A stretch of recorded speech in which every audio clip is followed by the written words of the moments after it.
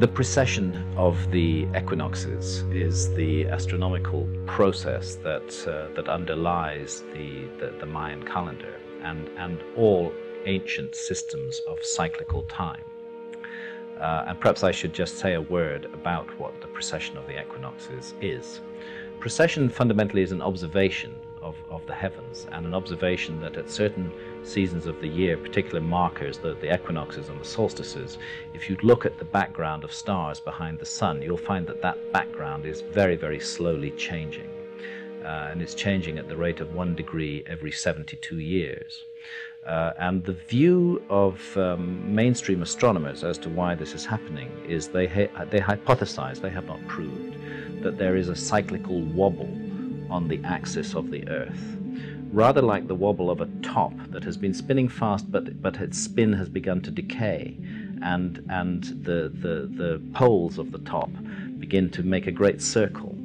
And this is what they believe is happening with the Earth. Now, because the Earth is the viewing platform from which we observe the stars, changes in orientation of that viewing platform will cause changes in the observed appearance and positions of the stars in the sky at particular times of year.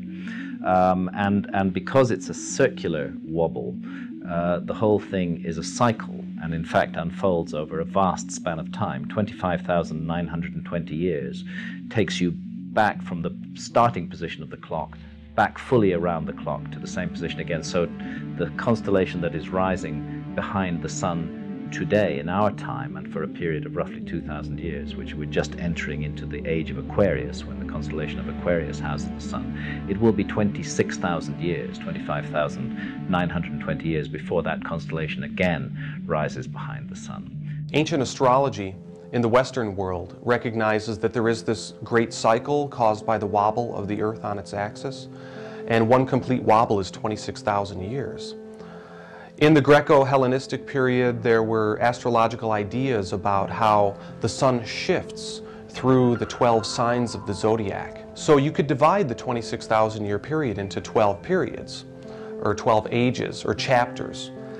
And this idea is a fairly profound idea. It's referred to as the world age doctrine. We can notice that in the Old Testament period there was an obsession with the age of Aries and symbolism around the lamb. And at the dawn of the Christian period there became an obsession with fish symbolism.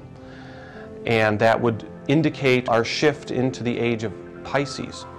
Now, in the Western astrological tradition, we are about to move out of the sign of Pisces. So there's great talk about the shifting of the age right now. We're basically at the cusp of the age of Aquarius. So this astrological doctrine has to do with our changing angular orientation to the larger cosmos.